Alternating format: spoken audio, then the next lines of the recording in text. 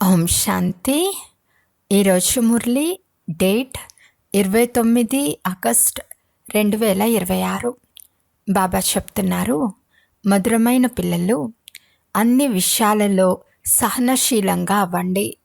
నింద, స్తుతి, జయం, పరాజయం మొదలైన వాటన్నిటిలో సమానంగా ఉండండి. చెప్పుడు మాటలను విశ్వసించకండి. ప్రశ్న: ఆత్మ సదా ఉన్నతమయ్యే కళలో ముందుకు వెళ్తూ ఉండాలి అంటే సహజ యుక్తిని తెలపండి. జవాబు: ఒక్క తండ్రి ద్వారానే వినండి, ఇతరుల మాటలు వినకండి. పనికిరాని పరచింతనలో, వ్యర్థ మాటల్లో మీ సమయాన్ని పాడు చేసుకోకండి. అప్పుడు ఆత్మ సదా ఉన్నతి చెందే కళలో ఉంటుంది. ఉల్టా సుల్టా మాటలు వినటం వలన, వాటిపై విశ్వాసం ఉంచటం వలన మంచి పిల్లలు కూడా పాడైపోతారు. కనుక వాటి నుండి చాలా సంభాలన చేసుకోవాలి. ఓం శాంతి. ఎప్పటి నుండి రావణ రాజ్యం ప్రారంభమైందో అప్పటి నుండి, అనగా దాదాపు అర్ధకల్పం నుండి మనం తండ్రిని స్మృతి చేశామని మధురాతి మధురమైన పిల్లలకు ఇప్పుడు స్మృతి కలిగింది. అలాగని అర్ధకల్పం పూర్తిగా స్మృతి చేయలేదని కాదు.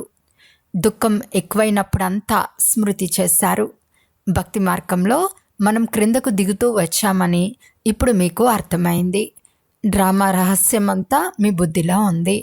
నోటి ద్వారా మేము వారి పిల్లలుగా అయ్యామని చెప్పే అవసరం కూడా లేదు. అందువలన ఎక్కువ జ్ఞానం అవసరం కూడా లేదు. తండ్రి వారిగా అయ్యారు అంటే వారి వారసత్వానికి అధికారులుగా అయినట్లే. కర్మేంద్రియాలతో ఏమి చేయనవసరం లేదు. భక్తి మార్గంలో భగవంతుని కలుసుకునేందుకు చాలా యజ్ఞాలు, తపాలు, దాన పుణ్యాలు చేస్తారు. ఎక్కడికి వెళ్ళినా తీర్థస్థానాలు, మందిరాలు అనేకమున్నాయి. భారతదేశంలో అన్ని తీర్థస్థానాలు, మందిరాలు తిరిగి వచ్చిన వారు ఎవరూ లేరు. అలా తిరిగినా ఏమీ లభించదు. అక్కడ గుడి గంటలు మొదలైన గొడవలు ఎన్నో ఉన్నాయి. ఇక్కడ శబ్దం అనే మాటే లేదు. పాటలు పాడటం కానీ, భజనలు చేయటం కానీ ఏమీ లేవు. మనుషులు అనేక కర్మకాండలు ఏవేవో చేస్తూ ఉంటారు. ఇక్కడ పిల్లలైన మీరు కేవలం స్మృతి చేయాలి, ఇంకేమీ చేయనవసరం లేదు. ఇంట్లో ఉంటూ అన్ని పనులు చేసుకుంటూ కేవలం తండ్రిని స్మృతి చేయండి. ఇప్పుడు మనం దేవతలుగా అవుతామని మీకు తెలుసు. దైవీ గుణాలు ఇక్కడనే ధారణ చేయాలి. ఆహార పానీయాలు కూడా శుద్ధంగా ఉండాలి. అక్కడ సత్యుగంలో 36 విధాలైన భోజనం లభిస్తుంది. ఇక్కడ సాధారణంగా ఉండాలి. చాలా ఉన్నతంగా లేక చాలా నీచంగా ఉండరాదు. అన్ని విషయాలలో సహనశీలత కలిగి ఉండాలి. నిందాస్తుతి, జయం, పరాజయం మొదలైనవన్నీ సహించవలసి వస్తుంది. ఈ సమయమే అటువంటిది. నీరు లభించదు, ఏ పదార్థాలు కూడా లభించవు. సూర్యుడు కూడా తన తాపం చూపిస్తాడు. ప్రతి వస్తువు తమో ప్రధానమైపోతుంది. సృష్టి అంతా తమో ప్రధానంగా ఉంది. తత్వాలు కూడా తమో ప్రధానమైపోయినందున దుఃఖంనిస్తున్నాయి. నిందాస్తుతిలోకి వెళ్ళరాదు. చాలామంది వెంటనే కోప్పడతారు. ఎవరైనా ఉల్టా సుల్టా మాటలు వినిపించిన వెంటనే కోప్పడతారు. ఈ రోజుల్లో కృత్రిమమైన విషయాలు చాలా ఉన్నాయి కదా. బాబా నీ గురించి దేహాభిమానం ఉందని, బాహ్య ఆడంబరం చాలా ఉందని అన్నారని ఎవరైనా చెప్తే వెంటనే వేడెక్కిపోతారు. వారికి నిద్ర కూడా పట్టదు. అర్ధకల్పం నుండి మనుషులు ఇలా ఉన్నారు. ఎవరైనా ఎవరికైనా వేడి పుట్టిస్తే వెంటనే పాలిపోతారు. అందువలన ఎటువంటి వ్యర్థ విషయాలు వినకండి అని తండ్రి చెప్తున్నారు. తండ్రి మన మేలు కొరకే మనకు అర్థం చేయించేందుకే చెప్తారు. ఉల్టా సుల్టా మాటలు వినిపించినందున మంచి మంచి పిల్లలు కూడా చెడిపోతారు. అటువంటి వారు ద్రోహులుగాయి వ్యర్థ విషయాలు ప్రచారం చేస్తారు. భక్తి మార్గంలో కూడా రకరకాల కథలు తయారు చేశారు.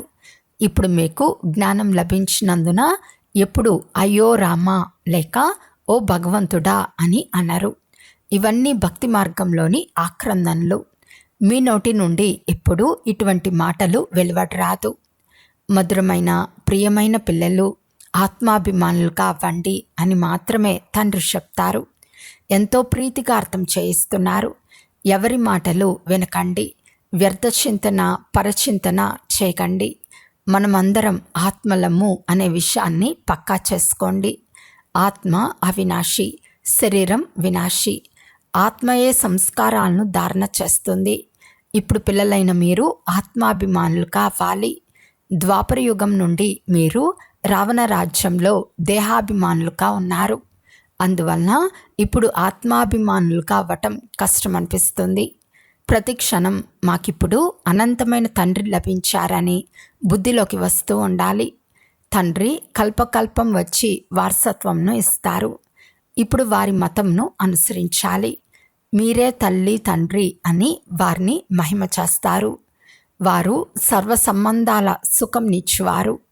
వారిలో అన్ని విధాలైన మధురత ఉంది. మిగిలిన మిత్రులు, బంధువులు మొదలైన వారందరూ దుఃఖంనిచ్చువారే. ఒక్క తండ్రి మాత్రమే అందరికీ సుఖంనిచ్చువారు. వారు చూపే దారి కూడా చాలా సహజమైనది. స్వయాన్ని ఆత్మగా భావించి తండ్రినైన నన్ను స్మృతి చేయండి. ఇది కొత్త విషయం కాదని తండ్రి తెలుపుతున్నారు. ప్రతి 5000 సంవత్సరాల తర్వాత ఈ తండ్రి వద్దకు వస్తామని మీకు తెలుసు.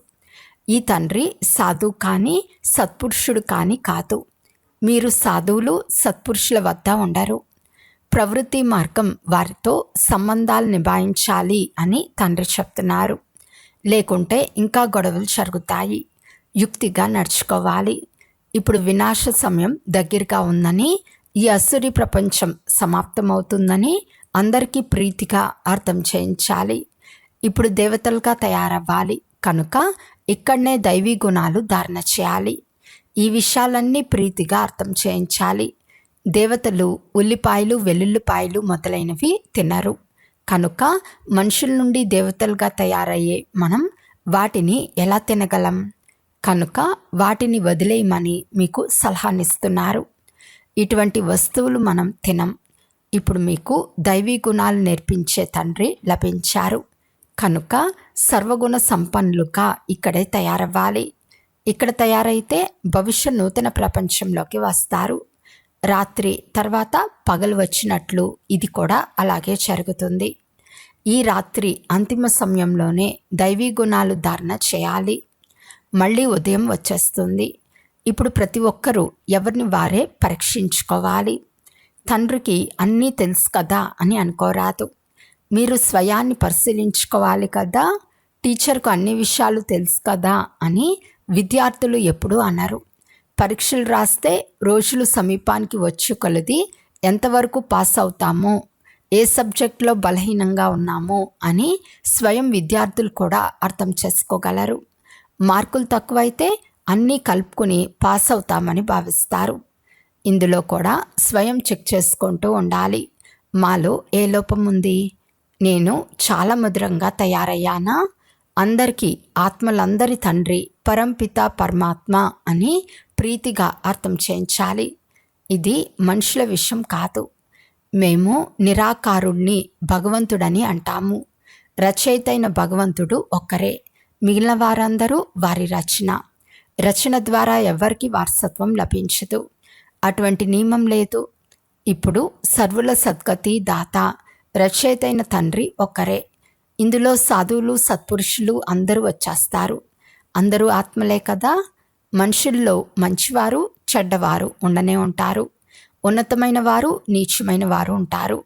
సన్యాసుల్లో కూడా నెంబర్ వారుగా ఉన్నారు. కొంతమంది ఇంటింటికి వెళ్ళి భిక్ష వేడుకుంటారు. కొంతమంది దగ్గరకు అందరూ వెళ్ళి పాద పూజ చేస్తారు. పిల్లలైన మీరు కూడా ఉన్నతంగా చాలా మధురంగా తయారవ్వండి. ఎప్పుడూ కోపంగా మాట్లాడకండి. వీలైనంత వరకు ప్రేమతో పనులు చేయించండి. పిల్లలు చాలా విసుగుస్తారని అంటారు. ఈ రోజుల్లో పిల్లలందరూ అలాగే ఉన్నారు. వారికి ప్రీతిగా అర్థం చేయించండి. కృష్ణుడు అల్లరి చేస్తూ ఉంటే తాడుతో కట్టేసినట్లు చూపిస్తారు. వీలైనంత వరకు ప్రీతిగా తెలపండి. వీలు కాకుంటే తేలికగా శిక్షించండి. పాపం పిల్లలు అమాయకులు కదా. సమయం కూడా అలాగే ఉంది. బాహ్య ప్రపంచంలో సాంగత్య దోషం చాలా చెడ్డదిగా ఉంది. ఇప్పుడు అనంతమైన తండ్రి చెప్తున్నారు, మీరు విగ్రహాలు మొదలైనవి ఉంచుకునే అవసరం లేదు, ఎలాంటి శ్రమ చేయ అవసరం కూడా లేదు. శివుని చిత్రం కూడా ఎందుకు ఉంచుకోవాలి? వారు మీ తండ్రి కదా. ఇంట్లోనే ఉన్న పిల్లలు తండ్రి చిత్రాన్ని ఎందుకు ఉంచుకుంటారు? తండ్రి ప్రత్యక్షంగా ఉంటారు కదా. నేనిప్పుడు మీ ఎదురుగా ప్రత్యక్షంగా ఉన్నానని తండ్రి చెప్తున్నారు. అటువంటప్పుడు చిత్రాల అవసరం లేనేలేదు. నేను పిల్లల సన్ముఖంలో కూర్చుని అర్థం చేయిస్తున్నాను. బాప్దాదాను చూడాలని అంటారు. అయితే తండ్రి నిరాకారులు, వారిని స్థూల కన్నులతో చూడలేరు, బుద్ధి ద్వారా అర్థం చేసుకోగలరు. తండ్రి చెప్తున్నారు, నేను ఇతనిలో ప్రవేశించి మీ ఎదురుగా కూర్చుని జ్ఞానమిస్తున్నాను. లేకుంటే ఎలా వస్తాను? కృష్ణుని శరీరంలో ఎలా వస్తాను? సన్యాసుల శరీరంలో కూడా రాను. ఎవరైతే మొదటి నెంబర్లో ఉండినారో వారి శరీరంలోనే వస్తాను. ఇప్పుడు అదే ఆత్మ లాస్ట్ నెంబర్లో ఉంది. ఇప్పుడు మీరు కూడా బాగా చదువుకుని మళ్ళీ మొదటి నెంబర్లోకి వెళ్ళాలి. చదివించేవారు ఒక్కరే, వారినే జ్ఞానసాగర్లు అని అంటారు. మీకు జ్ఞానం చాలా మంచి రీతిగా లభిస్తుంది. మన ఇల్లు శాంతిధామమని, మన రాజధాని సుఖధామమని మీకు తెలుసు. దుఃఖధామం రావణుని సామ్రాజ్యం. ఇప్పుడు తండ్రి చెప్తున్నారు, మధురాతి మధురమైన పిల్లలు, మీ ఇల్లైన శాంతిధామాన్ని మరియు సుఖధామాన్ని స్మృతి చేయండి. దుఃఖధామంలో ఉన్న బంధనాలను మర్చిపోతూ వెళ్ళండి. ఈ విధంగా ఇతరులెవ్వరూ చెప్పలేరు. వారు అచ్చటికి వెళ్ళలేరు కూడా. డ్రామా మధ్యలో తిరిగి ఇంటికి ఎవరు వెళ్ళలేరు. ఫలానా వారి జ్యోతి జ్యోతిలో కలిసిపోయిందని లేక నిర్వాణ ధామానికి వెళ్ళిపోయారని చెప్పటం తప్పు. ఒక్కరు కూడా వెళ్ళలేరు. అందరి తండ్రి లేక అందరి యజమాని ఒకే ఒక్క పరంపిత పరమాత్మయే. వారే ప్రేయస్సులందరి ప్రియుడు. శరీరంతో ఉన్న ప్రేయసి ప్రియులు ఒకరినొకరు గుర్తు చేసుకుంటూనే వారి బుద్ధిలోకి చిత్రం వచ్చేస్తుంది. ఒకరినొకరు స్మృతి చేసుకుంటూ ఉంటారు. అన్నం తింటున్నా గుర్తు చేసుకుంటూ ఉంటారు. వారు ఒక్క జన్మలోనే ప్రేయసి ప్రియులు. మీరు ఆ ఒక్క ప్రియునికి జన్మ జన్మాంతరాల ప్రేయస్సులు. మీరు ఆ ఒక్క తండ్రినే స్మృతి చేయాలి. ఇంకేమీ చేయనవసరం లేదు. ఆ ప్రేయసి ప్రియుల ఎదుటకు వారి చిత్రాలు వచ్చేస్తాయి. ఆ చిత్రాలను చూస్తూ చూస్తూ వారు చేసే పని కూడా నిలిపేస్తారు. తర్వాత వారి ముఖం మాయమవుతూనే మళ్ళీ పని చేయటం ప్రారంభిస్తారు. ఇందులో అలాంటిదేమీ లేదు. ఆత్మ కూడా బిందువే, పరమాత్మ కూడా బిందువే. స్వయాన్ని ఆత్మగా భావించి తండ్రిని స్మృతి చేయటంలోనే శ్రమ ఉంది. ఎవరు ఇటువంటి అభ్యాసం చేయరు. ఆత్మజ్ఞానం లభించింది అనగా ఆత్మను తెలుసుకున్నారు. ఇక మిగిలింది పరమాత్మ. అది కూడా మీకు తెలుసు. బాబా వచ్చి బ్రుకుటి మధ్యలో కూర్చుంటారు. ఇతని స్థానం కూడా బ్రుకుటిలోనే ఉంది. ఆత్మ వెళ్ళేటప్పుడు ఎక్కడి నుండి వెళ్తుందో తెలుసుకోలేరు. కానీ ఆత్మ నివసించు ముఖ్య స్థానం బ్రుకుటి. తండ్రి చెప్తున్నారు, నేను కూడా బిందువునే. ఇతనిలో వచ్చి మీ ముందు కూర్చున్నాను. అయితే నేను ఎలా వస్తానో మీకు తెలియదు. తండ్రి కూర్చుని పిల్లలైన మీకు వినిపిస్తారు. మీకు బాబా ఏదైతే వినిపిస్తారో అది నేను కూడా వింటాను. ఈ జ్ఞానం చాలా ఖచ్చితమైనది, సత్యమైనది. దేవతా ధర్మానికి చెందిన వారు రాజధాని స్థాపన అవుతూ ఉందని వెంటనే అర్థం చేసుకుంటారు. మొదటి స్థాపన తర్వాత వినాశనం కూడా జరుగుతుంది. ఇతర ధర్మస్థాపకులెవ్వరూ ఇలా చేయలేరు. వారు కేవలం తమ ధర్మాన్ని మాత్రం స్థాపన చేస్తారు. తర్వాత ఆ ధర్మం వృద్ధి చెందుతుంది.